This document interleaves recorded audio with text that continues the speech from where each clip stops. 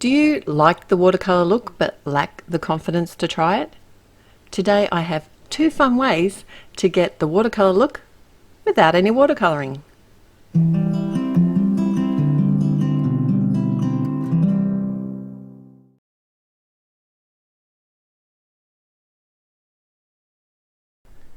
Welcome back. It's time for another Take Two with Therese at Altenew, and I'm going to be doing some watercolouring today.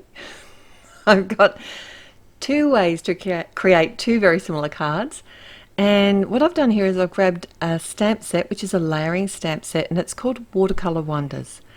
And I want to make a card and then recreate almost the same card, or try to, using the Watercolour Garden Layering die set. So let's get started. Now I have a piece of Neenah cardstock. This is the 80 pound because I'm going to be doing a one layer card, but I don't like to work directly on the front of my card, so this is a way around that. And I'm using my MISTI tool because this is a large solid stamp and I can restamp if I need to. But what I'm doing is conditioning the stamp with the new conditioning tool from Altenew, and I've been using this for a little while now and I really am liking it. I always used an eraser, so this basically does the same thing. If you have brand new stamps, and especially if they're a solid stamp like this one, it's a great idea to condition your stamps so that they take the ink a little bit better and you get a better impression. But if your stamps are well loved, you'll probably find that you won't need to do this step. Okay, so I've grabbed one of the large flowers, and this set actually has each of the flowers outlined on the packaging, but you can also refer to the insert from the packaging, which will give you the exact layers. And also at the Altenew website you can find the links for all the layering guides, and often there's a video attached, so if you're not sure how to stamp out a particular flower or images, check the Altenew website and you'll find lots of information there. Okay, I have used a nice bright pink, and then I thought might add a red. and my final colour today, I went for something a little bit different. It's bright orange. I know, right? What a combination. And I thought this would be really fun, bright, happy combination to use on these flowers. And I just love that watercolour look for flowers where there are those multiple colours. And I thought I wanted to try and recreate that here.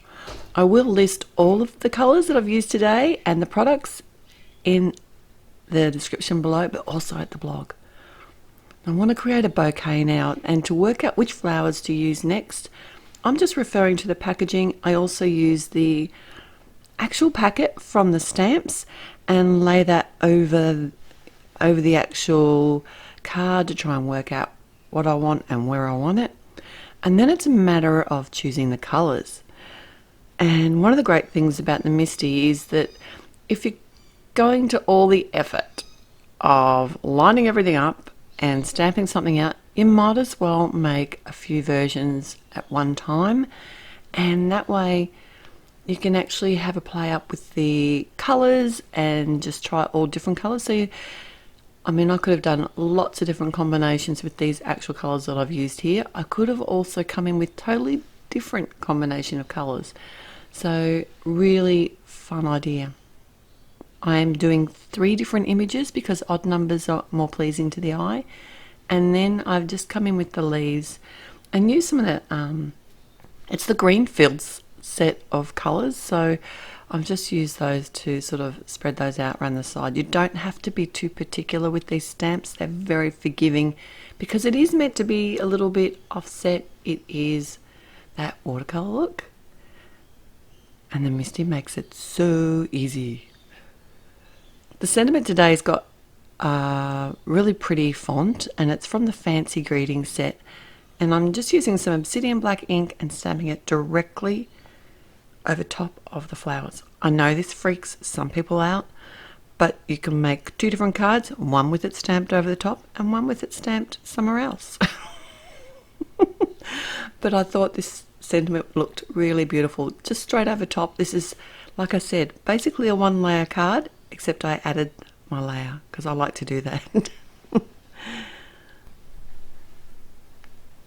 Okay, next what I'm going to do is recreate this same card, and I'm going to be using dies this time. So I want to do pretty much the same layout, and I'm looking at this particular die set. It is massive, and it has 1, 2, 3, 4, 5, 6, 7, 8 flowers plus leaves in it.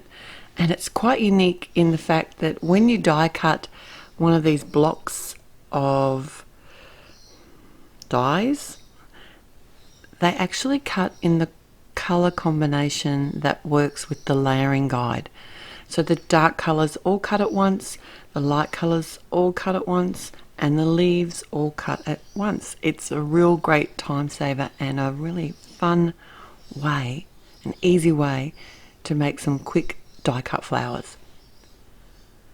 So I chose very similar colors to what I used on my stamped version and played around with it for a while. Did have to come back, die cut a couple of extra colors because I wasn't liking the way I did it backwards. I did the red on the pink instead of the pink on the red, you know, that sort of thing. And I just played with it. I've got spares there. I can make up some flowers and get a second card out of all those extra die cuts that I've created today. Now these are all Altenew cardstocks. I really like the cardstocks. They're beautiful, bright colours. They're in the same colours that their inks are in. They don't have every colour, but they have their little gradient cardstock packs, and they have lots of variations as well.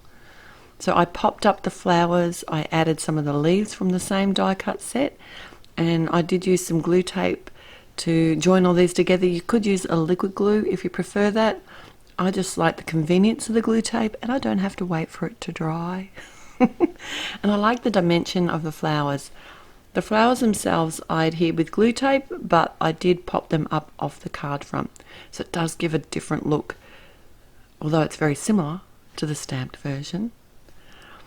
I'm white heat embossing a sentiment from the Tranquility Rose stamp set on some black cardstock because I just didn't know where I was going with the sentiment on this card, so I kept it really simple and went back to the gold standard.